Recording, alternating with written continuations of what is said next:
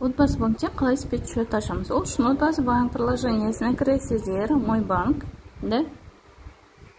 Отбасы банкке кіресіздер, осы приложение скачать етіп Отбасы банк, и мына жақта менікі уже тіркелген, сондықтан толығымен кіріп тұр, приложениеға.